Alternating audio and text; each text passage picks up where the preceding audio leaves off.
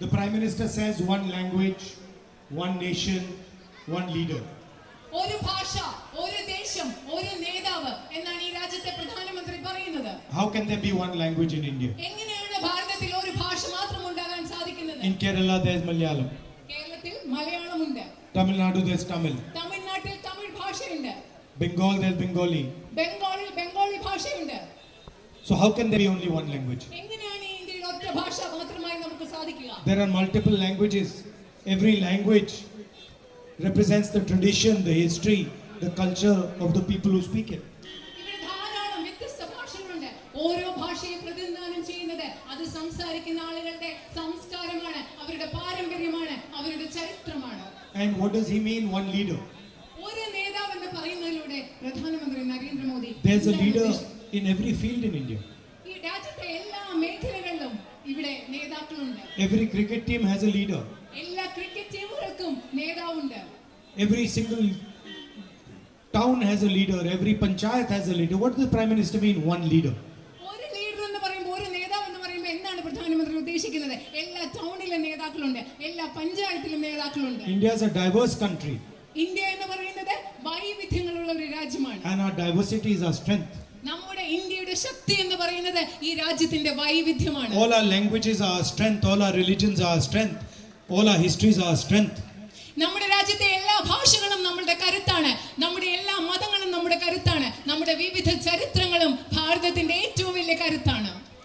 And if you look at the BJP's manifesto, it's like a completely empty document. നിങ്ങള് ബിജെപിയുടെ പ്രകടന പത്രിക കാണുകയാണെങ്കിൽ പൂർണ്ണമായും പൊള്ളയായ ഒരു രേഖ പോലെയാണ് അത് കാണപ്പെടുന്നത്. There's nothing in it. അതിനകത്ത് ബിജെപിയുടെ പ്രകടന പത്രികയ്ക്കകത്ത് ഒന്നുമില്ല. The only thing that the BJP is preaching, that one Indian should hate another Indian. ഇവിടെ പറയുന്നത്, ബിജെപി പറയുന്ന ഒറ്റ കാര്യം, ഇന്ത്യക്കാരനായ ഒരു മനുഷ്യൻ മറ്റൊരു മനുഷ്യനെ വെറുക്കണമെന്നാണ് ഇവിടെ BJP പഠിപ്പിച്ചുകൊണ്ടിരിക്കുന്നത്. And you look at our manifesto, it is the voice of India's people. പക്ഷേ നിങ്ങൾ ഇന്ത്യൻ നാഷണൽ കോൺഗ്രസിന്റെ പ്രകടന പത്രിക നോക്കൂ. ഇന്ത്യൻ നാഷണൽ കോൺഗ്രസിന്റെ പ്രകടന പത്രിക എന്ന് പറയുന്നത് ഇന്ത്യക്കാരുടെ ശബ്ദമാണ്, ഇന്ത്യയിലെ ജനങ്ങളുടെ ശബ്ദമാണ്. We are talking about giving every single poor Indian woman 1 lakh rupees in her bank account. ഇന്ത്യയിലെ ദരിദ്രരായ കുടുംബത്തിലെ ഓരോ സ്ത്രീക്കും 1 ലക്ഷം രൂപ വർഷം തോറും അവരുടെ ബാങ്ക് We are അക്കൗണ്ടിൽ talking about giving a right of apprenticeship to every single Indian graduate. ഇന്ത്യയിലെ നിയമ ബിരുദധാരിയായ ഓരോ വ്യക്തിക്കും തൊഴിൽ പരിശീലനം അവകാശമാക്കുന്ന ഒരു നിയമം കൊണ്ടുവരുന്നതിനെ കുറിച്ച് ഞങ്ങൾ മാനിഫെസ്റ്റോയിൽ പ്രകടന പത്രികയിൽ പറയുന്നുണ്ട്. We are committing to giving all our farmers a minimum support price that is legally guaranteed. നമ്മുടെ നാട്ടിലെ എല്ലാ കർഷകർക്കും നിയമത്തിന്റെ അടിസ്ഥാനത്തിൽ ഒരു കുറഞ്ഞ താങ്ങുവില ഉറപ്പ് നൽകുകയും ചെയ്യുന്നുണ്ട് ഞങ്ങൾ ഞങ്ങളുടെ പ്രകടന പത്രികയിൽ. We are going to forgive our farmers their bank loans like Mr. Narendra Modi has done for the richest people in the country. പ്രധാനമന്ത്രി നരേന്ദ്രമോദി ഇവിടുത്തെ അതിസമ്പന്നരായ ആളുകളുടെ കടങ്ങൾ എഴുതി തള്ളിയതുപോലെ ഇന്ത്യയിലെ എല്ലാ കർഷകരുടെയും കാർഷിക കടങ്ങൾ ഞങ്ങൾ എഴുതി തള്ളാൻ പോവുകയാണ്. We are going to give you a simple GST with only one tax bracket and a minimum tax.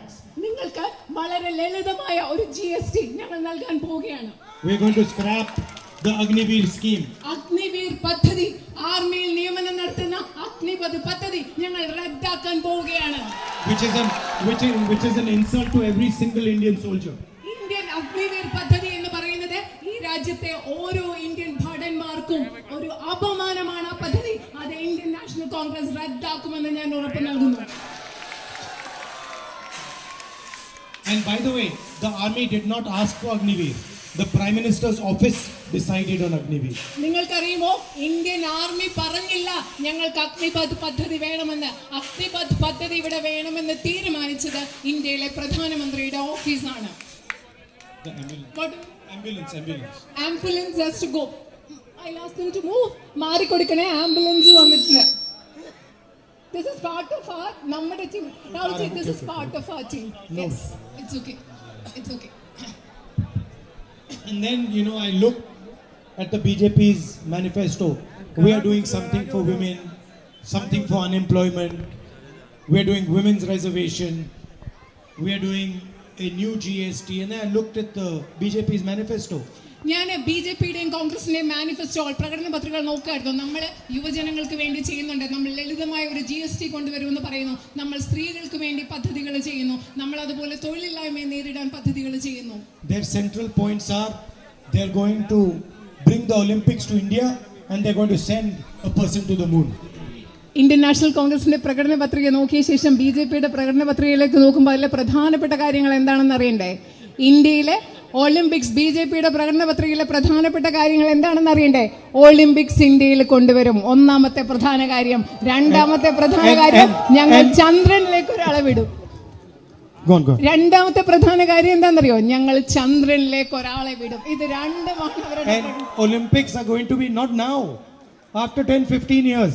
Olympics ഇപ്പോഴൊന്നും അല്ല, 10-15 വർഷങ്ങൾ കഴിഞ്ഞിട്ടാണ്.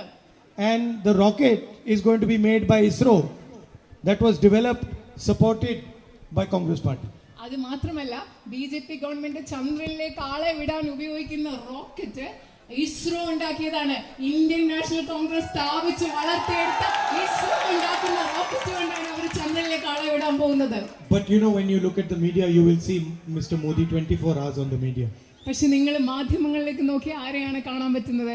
24 മണിക്കൂറും പ്രധാനമന്ത്രി നരേന്ദ്രമോദിയെ നിങ്ങൾക്ക് മാധ്യമങ്ങളിൽ കാണാൻ പറ്റും. Sometimes you'll see him under the water. ചിലപ്പോൾ നിങ്ങൾ അദ്ദേഹത്തെ എവിടെയാ കാണുന്നത്?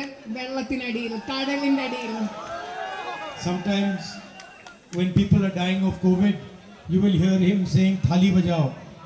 ആളുകളെ കോവിഡ് കാലത്ത് ആളുകൾ മരിച്ചുകൊണ്ടിരിക്കുന്ന സമയത്ത് നിങ്ങൾ എന്ത് പ്രധാനമന്ത്രി എന്ത് പറഞ്ഞതാ കേട്ടിട്ടുള്ളത്? കൈ കൊട്ടിക്കോളാൻ പറഞ്ഞതാണ് കേട്ടിട്ടുള്ളത്.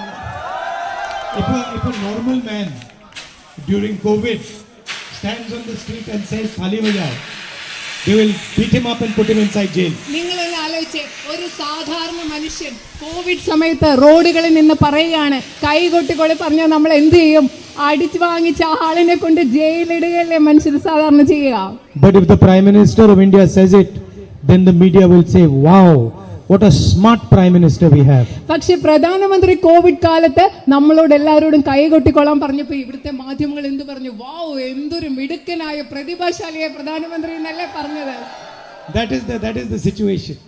ഈ രാജ്യത്തെ സാഹചര്യം അതാണ്. They don't raise anything about farmers, nothing about laborers, nothing about unemployment, nothing about price rise. നമ്മുടെ മാധ്യമങ്ങളെ കർഷകരെ കുറിച്ചൊന്നും പറയുന്നില്ല, തൊഴിലാളികളെ കുറിച്ചൊന്നും പറയുന്നില്ല, വിലക്കയറ്റത്തെ കുറിച്ച് പറയുന്നില്ല, തൊഴിലില്ലായ്മയെ കുറിച്ച്, ഇതിനെ കുറിച്ച് ഒന്നും നമ്മുടെ മാധ്യമങ്ങൾ പറയുന്നില്ല. But the real issues, you know, are unemployment, price rise, status of women. These are the real issues. നിങ്ങൾക്കറിയോ ഈ രാജ്യത്തെ യഥാർത്ഥ പ്രശ്നങ്ങൾ എന്തെല്ലാമാണെന്ന്? തൊഴിലില്ലായ്മ, വിലക്കയറ്റം, നമ്മുടെ നാട്ടിലെ സ്ത്രീകളുടെ അവസ്ഥ, ഇതൊക്കെയാണ് ഈ രാജ്യം നേരിടുന്ന യഥാർത്ഥ പ്രശ്നങ്ങൾ. I would recommend that you look at our manifesto. ഞാൻ നിങ്ങളോടൊക്കെ ശുപാർശ ചെയ്യുകയാണ്, നിങ്ങളൊക്കെ ഇന്ത്യൻ നാഷണൽ കോൺഗ്രസിന്റെ പ്രകടന പത്രിക വായിക്കണം എന്ന് ഞാൻ നിങ്ങളോട് ആവശ്യപ്പെടുകയും ചെയ്യുകയാണ്. It is truly a document created by the people of India. Indian national കോൺഗ്രസിന്റെ പ്രകടന പത്രിക എന്ന് പറഞ്ഞാൽ ഈ രാജ്യത്തെ മനുഷ്യരുണ്ടാക്കിയ പ്രകടന പത്രികയാണ്. And finally, I'd like to conclude by saying that I consider all the people of Wayanad to be like my family. ഞാൻ ഈ സംസാരം അവസാനിപ്പിക്കുമ്പോൾ നിങ്ങളോട് പറയാൻ ആഗ്രഹിക്കുന്നു, വയനാട്ടിലെ എല്ലാ ജനങ്ങളെയും, നിങ്ങൾ ഓരോരുത്തരെയും, ഇവിടുത്തെ ഓരോ മനുഷ്യരെയും ഞാൻ എൻ്റെ വീട്ടിലെ അംഗത്തെ പോലെ, കുടുംബത്തെ പോലെ കാണുന്നു. Whenever I come here, you make me feel like I've come home. ഞാൻ എപ്പോ ഇവിടെ വന്നാലും, ഞാൻ എപ്പോ വയനാട്ടിൽ വന്നാലും നിങ്ങൾ എന്നെ, ഞാൻ എൻ്റെ വീട്ടിലേക്ക് വന്ന ഒരു തോന്നലാണ് നിങ്ങൾ എനിക്ക് നൽകുന്നത്. Thank you very much. നന്ദി, വളരെയധികം നന്ദി.